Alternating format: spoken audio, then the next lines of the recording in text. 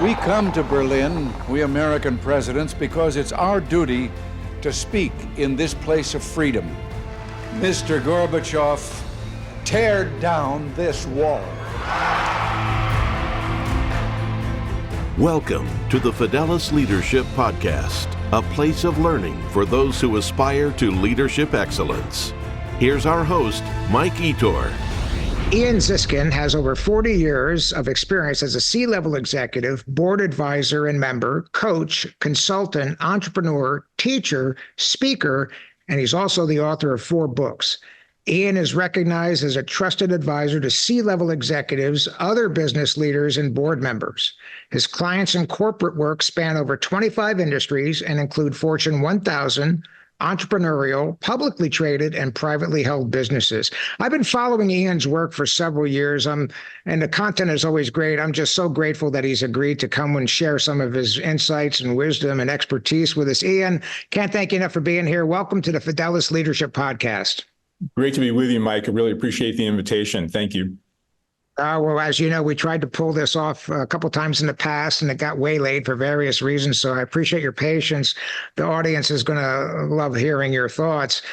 So with that said, the intro was very brief. You've got a really rich, extensive background. What more do we need to know about Ian? Yeah, appreciate you asking. I think maybe the way I would describe myself is one of these, very lucky, fortunate people who stumbled into a career that I've loved. You touched on the fact that I've been in the HR and leadership game really for about 42 years now, but I think I'm a combination of several different phases. So I had about a 28-year corporate career, which I loved, and worked for some very big companies, and had a chance to do a lot of roles in human resources, and served as the chief HR officer for 2 companies, most recently a company called Northrop Grumman in the aerospace and defense business. But I also had this entrepreneurial gene in me, which kept popping out. So about 14 years ago, I launched my own coaching and consulting business, which is a portfolio of a wide variety of things we can touch more on if you're interested. And I also found myself now getting to the point in my life where I'm trying to slow down actually a little bit, and doing more in the giving back and pro bono space as a way of helping to bring the next generation of leaders along. And so it gives me an opportunity to continue doing what I love, but to do it in a way where I have a little bit more control over who I spend time with and on what sorts of things. So I consider myself very lucky to be able to blend all those pieces and parts together over a 40-plus year career. Well, thank you for that. And yes, I am interested in a little bit of more about what you've done. So I know, we talked for the audience, Ian and I talked a little bit before that we started rolling the video about our attempts to be retired, and, our minimal success in some cases at that, because we're both very busy. But your company, before you retired, Ian, describe to the audience, what did it do? Who did it help? Who were your clients? Like, what kind of problems did you help them solve? Yeah. So I founded this company called 𝐋𝐞𝐤𝐢𝐻 Group about 14 years ago now, which is and has been a portfolio of some things. One piece of which is a lot of coaching, senior level leaders, C-suite, CEO, just about every functional area you can think of, all with the probably common denominator being people who have either fairly recently moved into bigger, more complex roles and are trying to figure out how to scale up, or they're about to be moving into a bigger, more complex role, and their company is trying to help them prepare to better understand the difference between the role that they're moving into versus the role that they may have be leaving behind.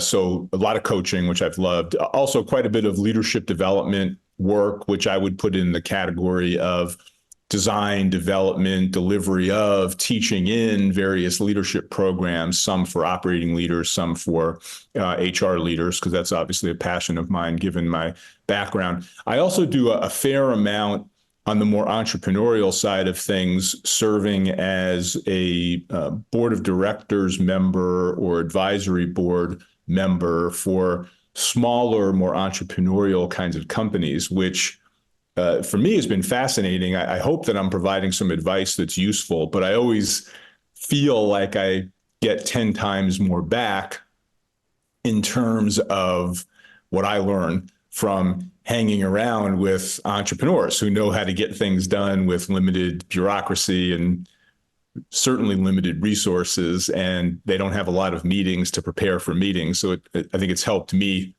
actually maybe run my own business a little bit better and more effectively than I otherwise would. So those are the main things that I spend time on. But I, as you mentioned earlier, really enjoy writing. So I've written some books and do a lot of presentation and speaking around that sort of thing as well. And then the final thing I'll mention that I do for fun and also to give back is I co-founded about 6 years ago and now lead a consortium, which is a community network of independent coaches and consultants called the Consortium for Change, which has really been a great joy in terms of bringing together independent people, but creating an environment where they can collaborate and scale up for larger projects and that sort of thing. Yeah, awesome. Well, listen, before we are going to talk about one of your books later on. I wanted to ask some serious questions about that.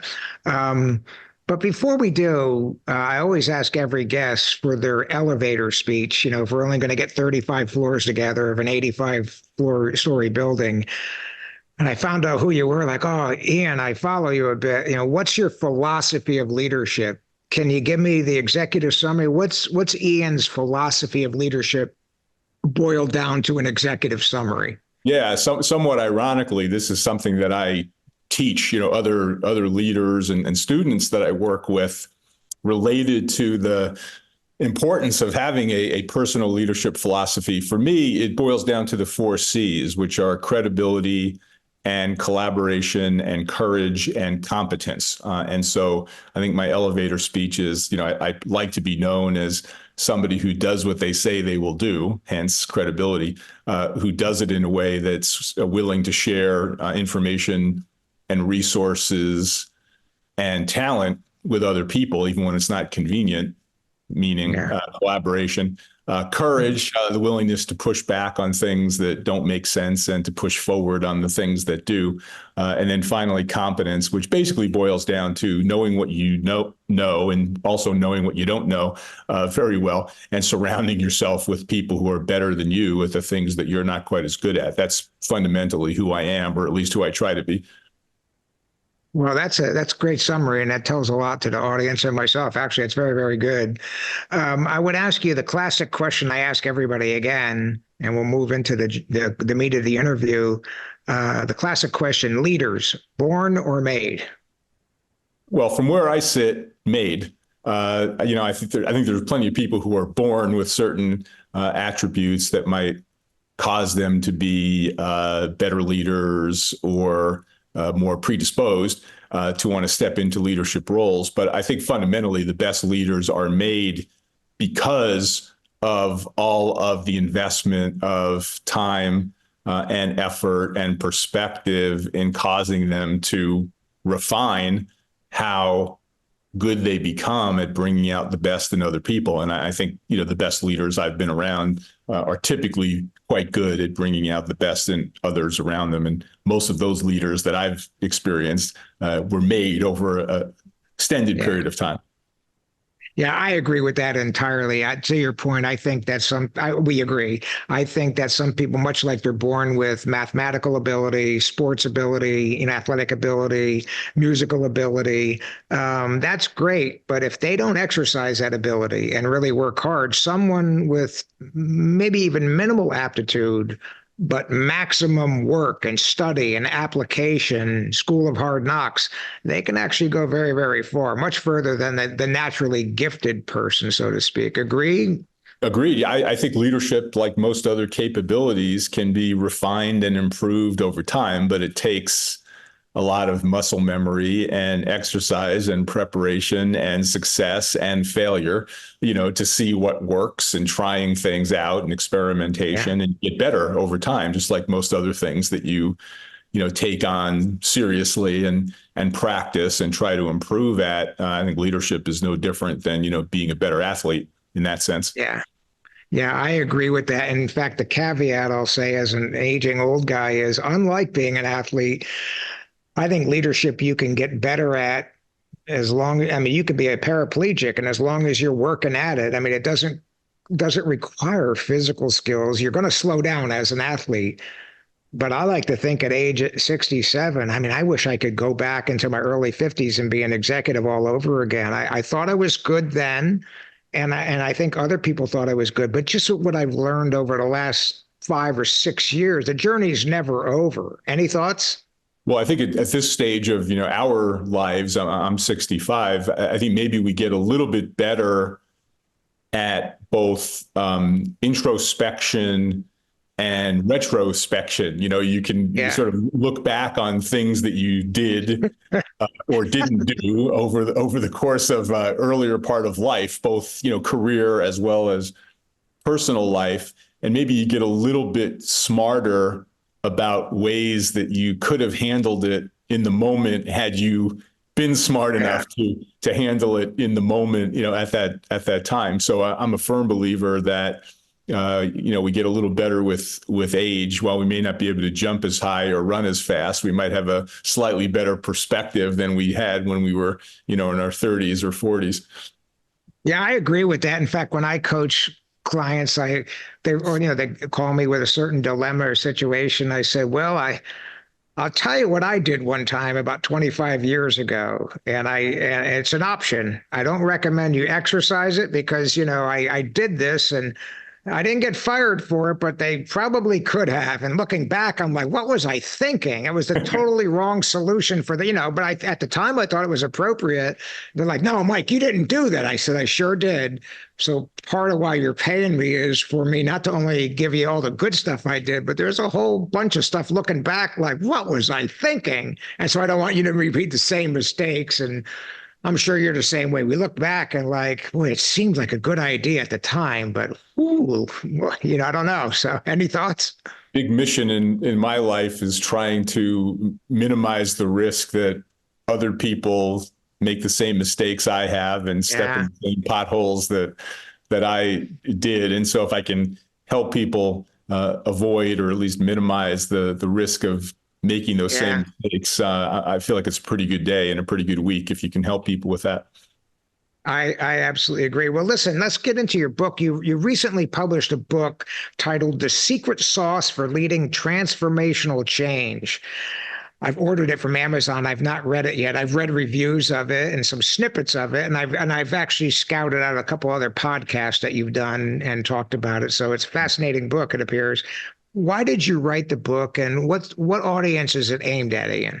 I appreciate the interest in the book. The origin of it, we're now going back a few years, was sitting there in the middle of COVID, locked in my house, just like everybody else was fairly much locked in their houses, thinking about the implications of this rather significant change that none of us really controlled, not only on people's health, the unfortunate, sad results of many people getting sick and many also dying, but also the economic uncertainty and the impact on people trying to send kids to school, or many organizations trying to figure out how to continue getting work done when people weren't necessarily all coming into the office and moving to remote work overnight.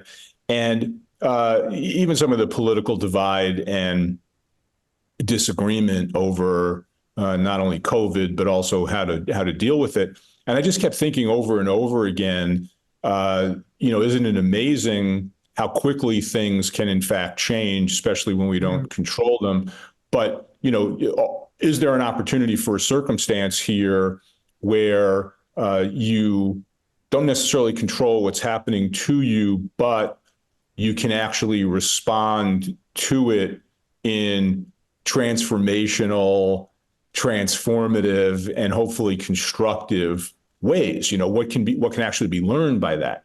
The other thing that was rolling through my head at this time, given the relative isolation of COVID, was, if we were going to put a book together that examined some of this and what could be learned from leading transformational change, I wanted to do it in a highly collaborative way. So the way that the book was constructed was, me serving as the lead author, but we had many, several dozens of contributors to the book who offered perspectives through essays or interviewing senior level leaders who had a lot of experience with leading change and that sort of thing. So it wasn't a singular view on the topic of leading transformational change, but really much more of a collective, collaborative view of it. Yeah. Well, you led into my next question a little bit, but I'd like you to expand on it. If you put it, it's a good book, and it's a fairly extensive, robust book. If you had to put a tight filter on it and maybe just sift down to 2 or 3 of the major questions or topics or situations the book covers, what would they be off the top of your head? Yeah, actually, 4 very specific questions we were trying to answer. One was for those people who have been successful at leading transformational change, why? What did they actually do? Second question was really much more around failure. There's a fairly high failure rate in leading large-scale transformational change efforts. And so therefore, the question is, why do we so often fail, and what can we learn from that? The third question was really more of a hypothesis, which is that all transformation is change, but all change is not necessarily transformational. That was a question that we examined in writing the book. And, sneak preview, we did come to the conclusion that not all change is transformational. And then finally, probably, my favorite question that I examine over and over again related to change is the question of from what to what, and do you actually understand where you're going from and where you're going to? Those were the questions we were most importantly trying to focus on for the book. Thank you for that. In fact, that last one I quickly latched onto. So I'd like to go a little bit about this. Is you say in the book that the from what to what is the most important question in leading transformational change. I'd like to get your thoughts and expand on that a bit for the audience. Well, most leaders of big change efforts and most organizations tend to focus on, where are we going? The future, the world will be a better place when, we do the following things or make the following changes. And that anticipatory, future-oriented mindset is really important. However, you constantly see individuals and organizations making the same mistakes over and over again, which is they forget about where do we come from? What made us successful in the first place? How do we minimize the risk of throwing out the baby with the bathwater, having done a whole bunch of things that got us to the place we are in life and business that we don't want to undo or screw up as we implement significant changes? And I think a common mistake often made, individuals, teams, organizations, certainly specific leaders, and even societies, communities, make over and over again is they skip all the stuff that got us here in the first place, ignore all of that, forget about it, all in anticipation of the things that we're going to do differently or better. But those things are often not very well defined. And then we immediately leap to what are we going to change and how are we going to change it without necessarily connecting it back to the things that were working pretty well that we might mess up along the way. That's why I think answering that question from what to what is so important. Yeah, a follow-on question to that is it sounds, and this is a softball question, I think, and even based on my experience, and you're talking transformational change, I think the sense of awareness and the communication skills and the ability to go from strategic to tactical repeatedly, the ability to do that on the senior leader, first and foremost, is probably one of the most paramount skills from my position.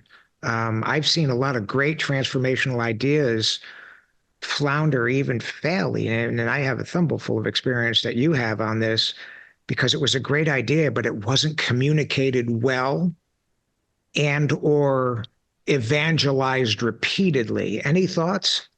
Well, totally agree with you. That's first thought. Second thought is that communication oftentimes gets talked about as a critical element of leading large-scale change, and it is. However, most people, when they think about communication, are usually focused on tell, rather than listen, and you have to do both. So the evangelizing point that you made earlier, Mike, I think is a really good one, because you have to create, as the leader of the change, as much passion and understanding and commitment and alignment as you can to the change that you're seeking to lead. That, of course, makes a world of sense. However, if you do too much of that evangelizing and not enough listening to the people around you about what is really broken,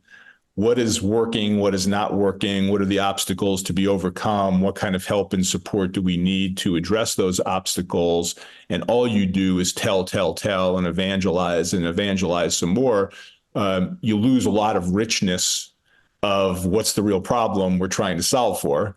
And you also lose a real sense of how are people overcoming the obstacles that are inevitable when you're leading large-scale transformational change, and are they running out of enthusiasm and energy? So again, just to kind of close the point on this thought, communication essential, but communication is not just telling people what needs to be done and how you want them to do it. It's also making yourself available and vulnerable, frankly, to do a lot of listening to people who are, if they feel comfortable, are going to tell you the truth about what's really broken and screwed up. And you'll be much better off knowing what that truth is than avoiding it or pretending it doesn't exist. Yeah, very well said. Thank you for that. Well, I know that you conducted, you surveyed quite a bit of people about actions or steps that they felt were most critical to successful transformation.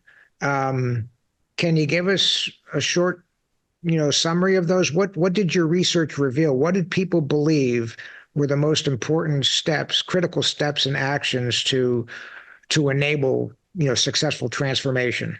Yeah, here's a few categories that most of the survey input tended to fall into. And not surprisingly, one big category was what we ended up calling go first, but not alone, right? So there's this general belief that, just like we were talking about a minute ago, the role of the leader in setting the tone for change is essential. Not only what we're trying to change, but why, and also understanding, how we'll know when we actually got there successfully, extremely valuable and important. However, over and over and over again, we heard from people who provided input to say, even the best leaders are not going to be successful at leading or driving change on their own. One quote I really liked from the survey input was, leaders travel in packs, and when it comes to change. And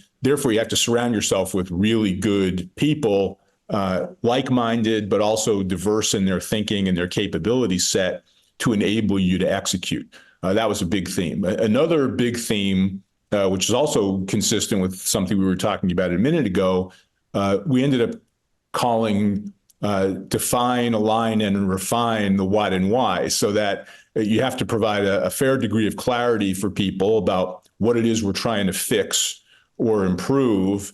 And you have to be in the mindset of constantly testing what's working and what isn't working and how people are responding to it, meaning refine over the course of time what you're doing and how you're doing it, rather than put a change plan in place and refuse to change it. I mean, I think about how ironic that is to put a change plan in place that you refuse to change.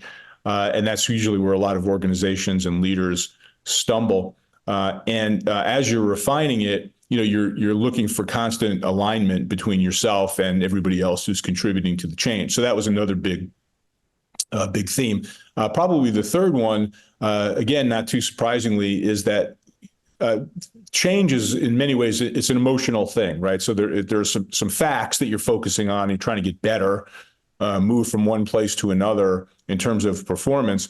But fundamentally, you're dealing with human beings who are scared to death, to let go of what they're familiar with and don't necessarily know where it's all heading. And because of that, fear and anxiety, uncertainty, unknowns are going to resist in a lot of ways. And that was a big theme of the survey input, was not only the existence of that resistance, but what are some of the tools and techniques you can use to begin to overcome that resistance over time. We learned a lot from that type of input from all the people who provided it to us.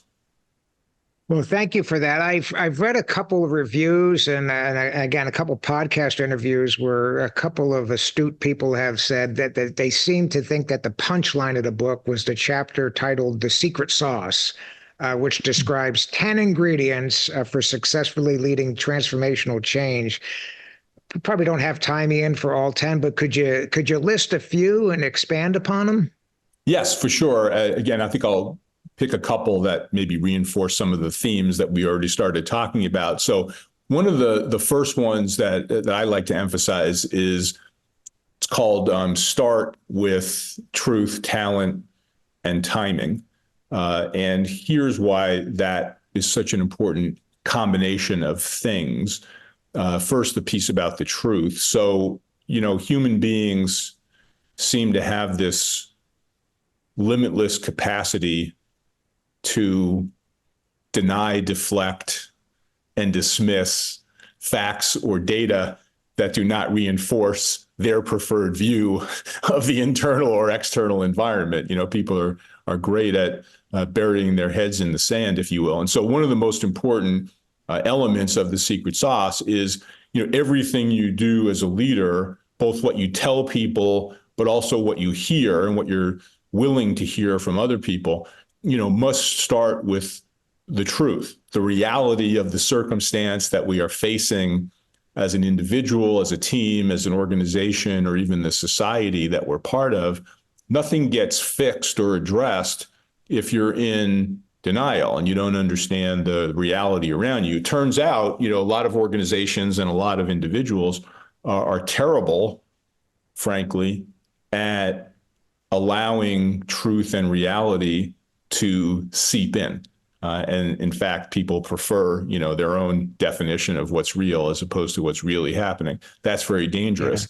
Yeah. The other or second element that I mentioned is around talent. We were talking about this a minute ago, the importance of surrounding yourself with people who are better than you at a variety of things that are going to have to get done. So you're the leader, you're setting the tone, maybe you're establishing the agenda for change and why it's necessary, but you're not going to make it all happen by yourself. And then the third thing around timing came up over and over and over again as we were writing this book, which is that generally speaking, in order to get traction on leading large-scale transformational kind of change, you're going to have to move faster than has historically felt comfortable.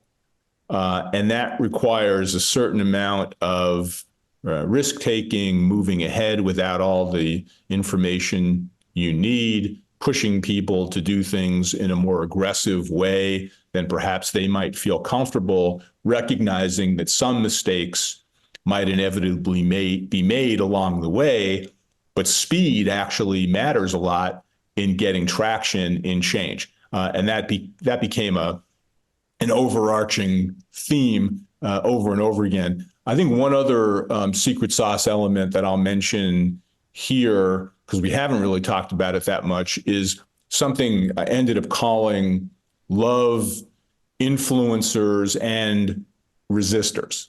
And here's kind of why that becomes so important. Most of us who are looking to make big change happen, tend to want to surround ourselves with people who think like us, who have the same vision for, where the organization needs to head. That's human nature to a certain degree. However, it turns out that many of the people who can be influential in encouraging people to support the change or, frankly, to resist it, you're not going to necessarily find those people on an organization chart. It's not only the most senior level people who are in vice president roles who have a lot of influence in the organization, even though those people do. Quite often, it's individual contributors 9 layers down in the organization who have a lot of credibility because they've got technical expertise or many years with the organization, and they understand the culture and the customers, or they happen to be mentors to other people who they've helped along the way. And so there's a lot of other people who are looking to them for signals about whether they should be supportive of the change or resistant to it, or simply, sit on their hands and do nothing. So those influencers are really important to identify and to cultivate. And similarly, opposite side of the coin, there's also a lot of influential people who can be very resistant. They might be more cynical. They might have a lot more questions to ask. They might push back. They might challenge, is this change that you're proposing really necessary, or should it be done in the way that you're suggesting? And I think there's a natural tendency in organizations, particularly with resistors, to ignore and dismiss and badmouth, marginalize, maybe even fire, get rid of people who are seen as resistant. And, sure, if somebody's highly resistant to a big change 3 years into it, you should think 2 or 3 times about whether that person, is still a good fit for the organization. But what I've seen over and over again is leaders come in, the new sheriff in town mentality. They start firing people left and right in the first hours or days of their tenure, simply because they feel like people are asking, unwanted, difficult questions. And if you marginalize or get rid of those kinds of people, you're dramatically increasing the risk of missing certain important obstacles or problems or challenges that need to be confronted, that those resistors are more willing simply to express than others who know those same issues exist, but they're more reluctant to express those concerns. And so those resistors and influencers both can be extremely valuable assets if you treat them with the love and respect that they deserve and incorporate them into the change process. Those would be a couple of secret sauce elements that popped up quite regularly. Well, thank you for that. It prompted me. I'm very passionate about everything you just said in that last segment. And I caution people that are doing things, maybe not even transformational, but major changes within their organizations, sometimes transformational, to be very wary of what's called groupthink. Because, once the big guy or gal says, this is my idea, we're doing this, well, of course, everybody's going to fall in line, but often it's like, we're doing this and I don't want to hear any, And so I believe that quickly forms an echo chamber in which anybody that does ask legitimate, concerned, professional questions, they get marginalized. They either get fired or they're not invited to the meetings anymore. They're not one of the blessed anymore, and they're gone. And now you've got people in the meetings that, for honest reasons or personal self-serving careerist reasons, they're on board, whether they are or not. They're preaching the school song, so to speak, singing the school song. And I would ask your opinion on this. I tell people, if you roll out a significant change and nobody is asking, well, what if? Have we thought about if those questions aren't being asked, you should be very, very alarmed. And you should set the tone immediately where you demand that everybody come to the next meeting with 3 questions about why this might not be a good idea, things we haven't thought of, and all of that. Because I have not seen anything good result from an echo chamber. And Yeah, I mean, if when everybody's things fail and go wrong, it's always something that somebody wanted to ask or should have asked or would have asked early on, except he was shunned. And it was like, we're doing this and we don't want to hear any honest questions, are kind of looked at as naysaying, or you're not on board, or you're divisive or corrosive or whatever. Any thoughts? Well, yeah, I mean, that's really the point that I was making that came up over and over again in the book. So we're very much on the same page, including the fact that, there's all kinds of stories of people who knew something was wrong, or that there were issues and obstacles that weren't quite yet being overcome, but didn't feel comfortable raising those things for fear of being a naysayer or being viewed as resistant. And then the whole effort of ultimately crash and burn because those things weren't surfaced and addressed. There are many more examples of those kinds of problems than the fact that, no one saw those problems at all. We were completely unaware that it was really an issue. I mean, that happens too, but not nearly to the same degree, and it just reminds me of a, CEO I worked for a number of years ago, great guy, great leader by the name of Ron Sugar, when I was the chief HR officer for Northrop Grumman.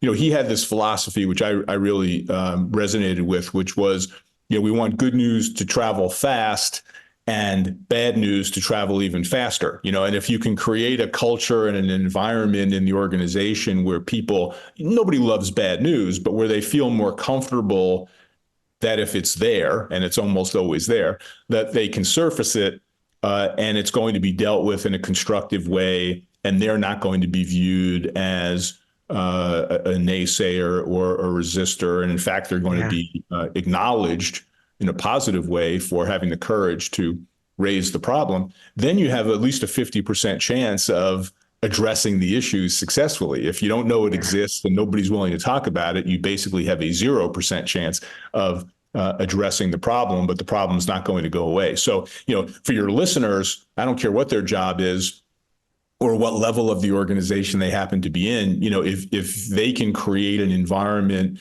on the team that they're a part of where good news travels fast and bad news travels faster, you have a huge leg up on being able to drive successful change, whether it's big transformational change or smaller, more incremental change. That condition, that cultural attribute of having bad news travel faster than good news is essential. I love that. And I wanted to ask you, go on a subsequent slice, a tangent of it is what we haven't talked about. I'm sure it's in the book, Ian. I haven't seen the book. Is, let's just say a CEO has done everything right, everything that you propose to do right. What's your thoughts on the advantages or the wisdom of also seeking outside counsel?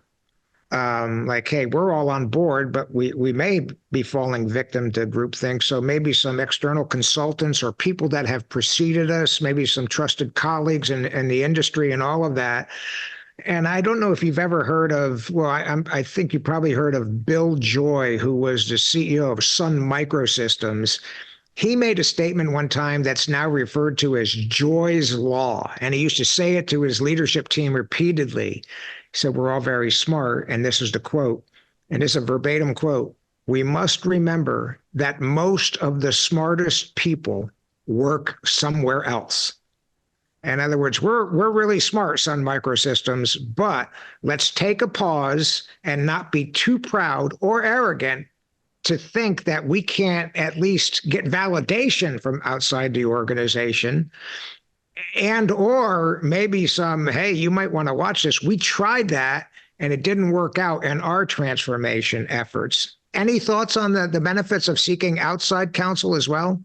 Yeah, I would maybe define it just slightly different than the way you posed the question, meaning how do you let the outside in? In some cases, it might be counsel, through consultants, for example. In other cases, it might be having, an internal capability in your organization that's focused on external competitive analysis and understanding what's happening in the competitive environment, the economic environment around you, much of which you don't control, but which is actually going to influence your organization or your team's success rather substantially.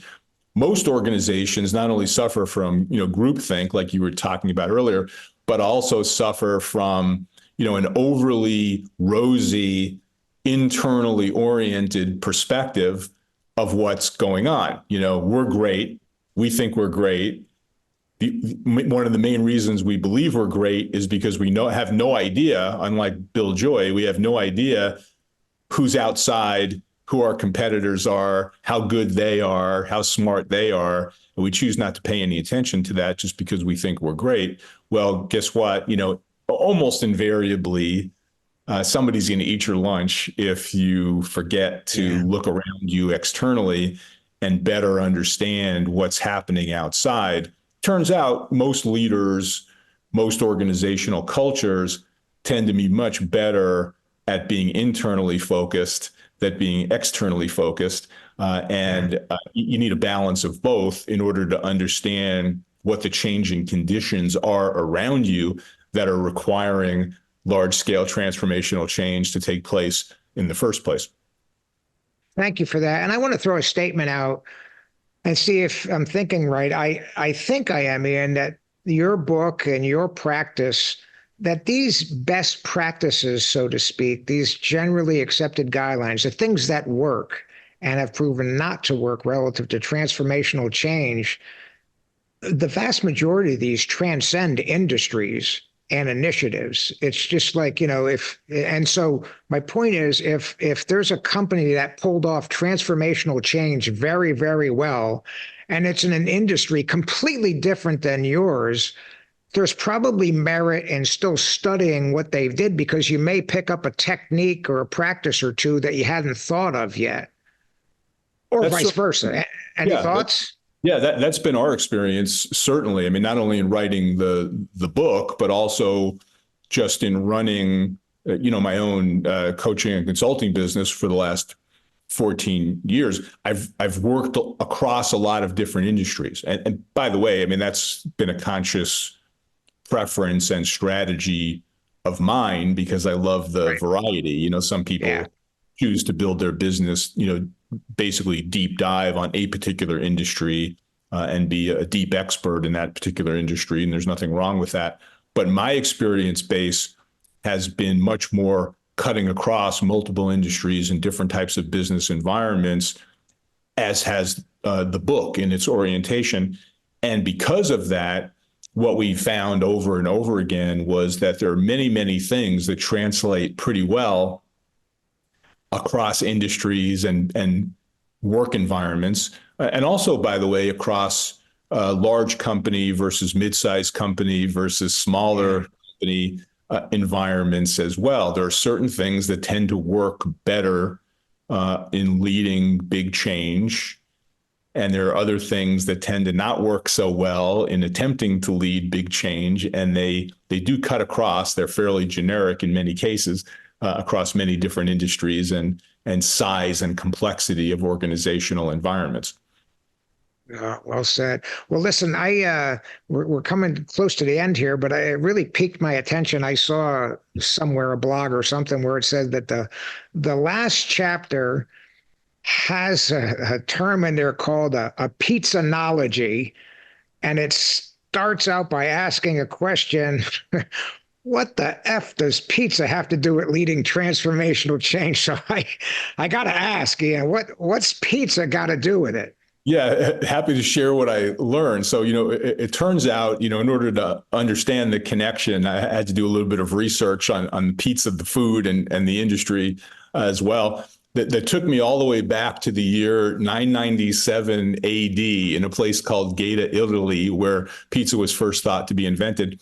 And if you fast forward, many, many, many years since that time, pizza has, now become about a $150 billion global industry. I also learned as part of this process, I often ask, people when I'm speaking with them about the book, do you understand or think what the country is that's the leading consumer of pizza on a per capita basis? And quite often, people will say, oh, United States, or they'll say Italy, or, large countries with large populations like China or India, for example. It turns out none of those answers are correct.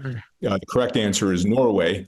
I've been to Norway a few times, and on an anecdotal basis, I always noticed as I was walking around the streets of cities in Norway, there are a lot of pizza places there, but now I actually have some data to prove it. And if the thing that really caught my attention about looking at pizza as an analogy for large-scale transformational change, if you think about sizes and shapes and toppings and cheeses and crusts and the way that pizza is prepared and the access outlets that are now available for selling or distributing pizza, and even the secret sauces, if you will, that go on various forms of pizza, the entire industry and food has basically been reimagined and repositioned and reinvented over many, many years, all in the name of attempting to remain relevant. So we kind of think about it in terms of pizza is really no longer pizza because it's been repositioned and reimagined and reinvented in so many substantial ways. It's a great analogy I have found for almost any individual or team or organization or perhaps even society thinking about itself. What are you doing to reimagine and reinvent and reposition what you're doing in order to remain relevant? And, the quote that I really love that came out of my own research and looking at pizza is, believe in yourself. If cauliflower can become pizza, you can become anything. And I find that most people are now at the point in their journey around attempting to deal with things they don't control, but in one way or another lead or influence change to take a little bit better control of the circumstances that they're dealing with. At the end of the day, it's really all about what are we doing in order to remain relevant. And if you don't make the changes at the individual level, the team level, the organizational level, or perhaps societal level, in order to remain relevant in the circumstances that are surrounding us that we don't control, basically you're dead. Yeah, wow. Well, that explained it. I was very curious about it. I want to ask or make a statement, and there's a question wrapped up into it. Based on everything you've said and my experience with transformational change, and I'll give you a little background here. In the military, there's a constant referral to there is revolution in military affairs, and then there's also evolution. So evolution is a machine gun that's been around for years. Machine guns get better. The introduction of the machine gun in World War I was revolutionary because you still had people, trench warfare, Napoleonic tactics, marching on line, and they never had to deal with machine guns, and they reacted very poorly to that revolutionary change. From that point forward, the machine guns got better. They evolved and all of that. So revolutionary change in the military sphere is what I think we're calling transformational change out here. It's my belief that the vast majority of executives and senior leaders that are engaging in a transformational change effort, I think for the vast majority of them, the first one when they do it, it's the first time they've often done it. They've dealt with change, and they've dealt with evolutionary change, changing business conditions, new product line and all that. But transformational change, if Microsoft said we're leaving the software business and we're going to start making cars, I mean, that's a cute analogy or an example, but that would be transformational, you know? My thought is this: what's your advice to leaders who may have lulled themselves into a sense of security? Hey, I'm an accomplished executive. I'm here. They brought me in to, evolve the company and all that. But in fact, I have never truly been a part of transformational change yet.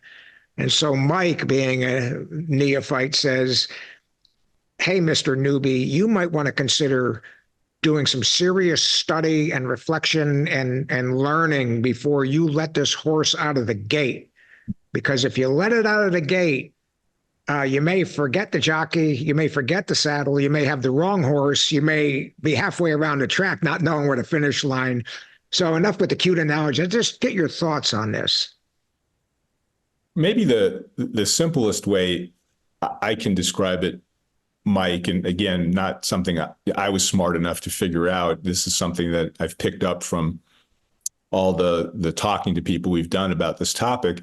Think about two sides of the same coin. One side of the coin is the things that we know and to some degree can control in our own environment.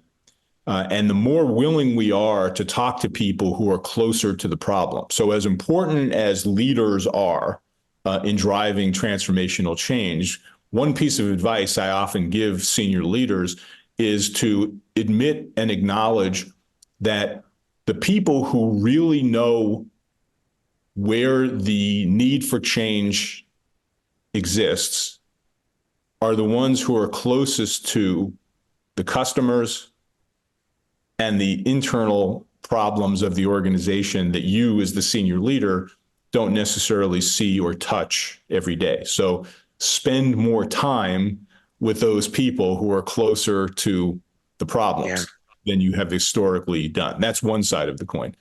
The other side of the coin goes back to something we were talking about earlier, which is develop more of an external awareness and perspective, including around things you don't control. Probably the best example of this that's affecting many of us right now is the advent of artificial intelligence, AI. Most of us as leaders and people weren't smart enough to create, invent, or even see AI coming.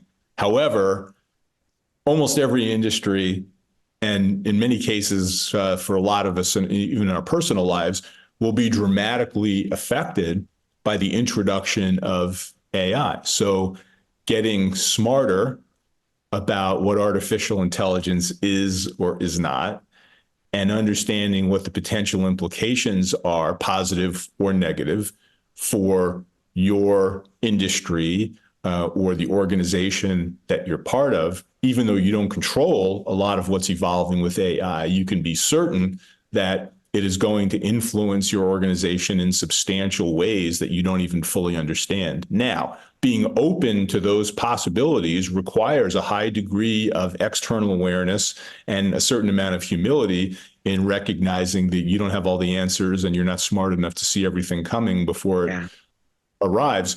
That's the other side of the coin that I think you have to be pretty good at as a leader. Yes, it's a lot of work. It's hard work, and the leadership role is increasingly complex in the type of environment that we're talking about. But if you're looking for some advice on, what it takes to be an effective leader of transformational change, ultimately it comes back to spend more time with people in your organization who are closer to the problems than you are, and also spend more time having a better understanding externally of what's happening in the world around you that you don't control, because themes like AI and other things are going to have a substantial influence on your organization in ways that you can only begin to imagine now. Yeah, well said. Well, listen, before I let you go, you've been around so long, Ian, so experienced. You've seen and observed, worked for, helped develop so many leaders. I'm going to ask you a two-sided question. Are there any traits and habits that you believe, we're talking the top 10%, top tier leaders now, traits and habits that most of the very best seem to have in common? And then the flip side of that coin is traits and habits that most of the least effective leaders seem to have in common as well. Yeah, I think the very best ones, no matter how smart and good they are, surround themselves and seek to surround themselves with people who are better than them in certain things and listen to those people. And they also happen to be really good at being resilient and flexible. What I mean by that is, they try things, they experiment, they take risks, they make decisions, they're action oriented. Those are all very positive attributes, but they recognize the inevitability that not everything they're going to try is going to work well the first time, and they have the resilience and flexibility to adjust course along the way, and that's how they deliver results. The people who are less successful, I typically find, have a couple of common attributes. One is they're terrible listeners. And the second thing is that they really do believe they're the smartest person in the room. And therefore, because they're a terrible listener and because they believe they're the smartest person in the room, they don't really get the benefit of surrounding themselves with other people who are better than them and listening to them, because they don't believe they need those people. They've concluded somehow that they can do it all on their own, and that the job of leadership is, in fact, to do it all on your own. And that's anything but the job of leadership, in my experience, is to do it all on your own. And eventually you also burn out and run out of airspeed and altitude and crash, because no human being can, carry all that on their shoulders on their own for very long. So those people who are not very successful leaders, I think, tend to display those types of attributes more often than most. Thank you.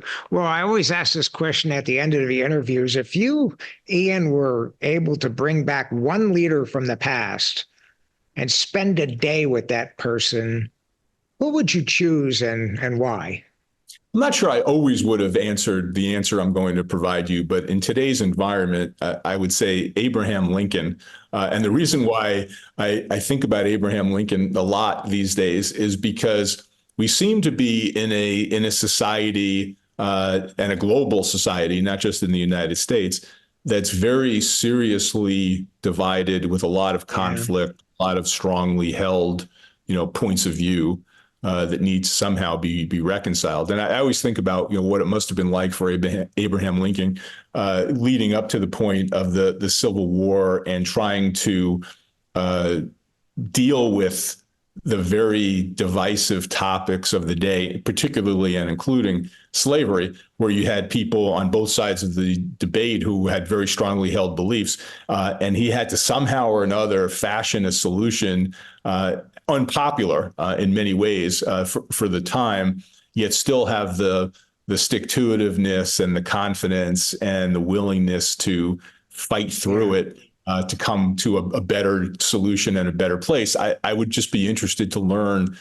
from him how he thought about doing that, because I think a lot of those same perspectives and capabilities as a leader are essential for today's environment that we find ourselves in. Yeah, I agree with that. And it's a wise choice. And several others, I asked this question. I think you're going to be podcast number 103 or 104. And I would say a couple dozen people at least have answered that and made that answer, Abraham Lincoln. And I agree entirely. I think we are so divided now. It's amazing that he had the presence of mind to do that. And, I'm a casual student of Abraham Lincoln, and I did not realize a few years ago, reading a few books, and the issues of the day were so divisive that he was under constant threat of assassination, even while running for the presidency. And as we know, he unfortunately eventually got assassinated, but there were attempts and repeated threats on his life, because, you had some people that just the issue of slavery, like, this guy wants to, we'll kill him. We're not going to do this. Our livelihood depends on it and all that. So, boy, one of our best ever, and to have the presence of mind to bring in what I'll call enemies and resistors, and maybe people that, were so violently opposed to him that they would kind of like to see violence enacted on him. Boy, I agree with that. We could use some of that secret sauce today across the board, Yeah, without a doubt. really why I thought of him. And, maybe Yeah. we'd be disappointed to realize, he didn't have all the answers either. He probably didn't. But if you look back historically, there are a lot more decisions that he couldn't have known were necessarily right or were going to work at the time, but they ultimately did. And it took a lot of courage, I think, to make them happen. Yeah, I agree with that. Well, listen, Ian, our time is up. How do people find your books, and how do they contact you should they want to do so in some form or fashion? Where do we find you? How do we find your books?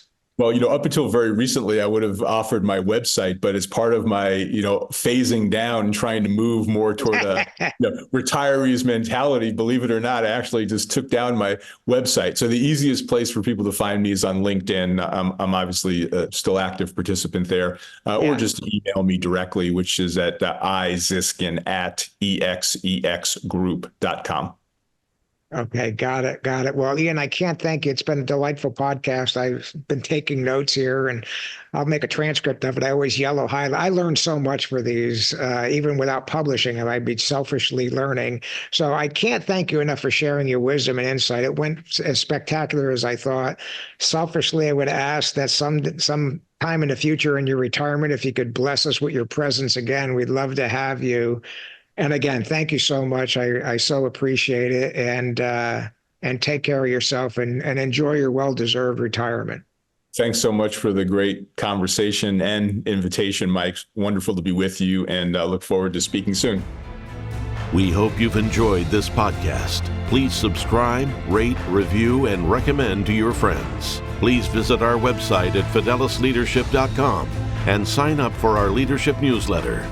Until next time, remember the words of the ancient Greek philosopher Pericles. What you leave behind is not what is engraved in stone monuments, but is woven in the lives of others.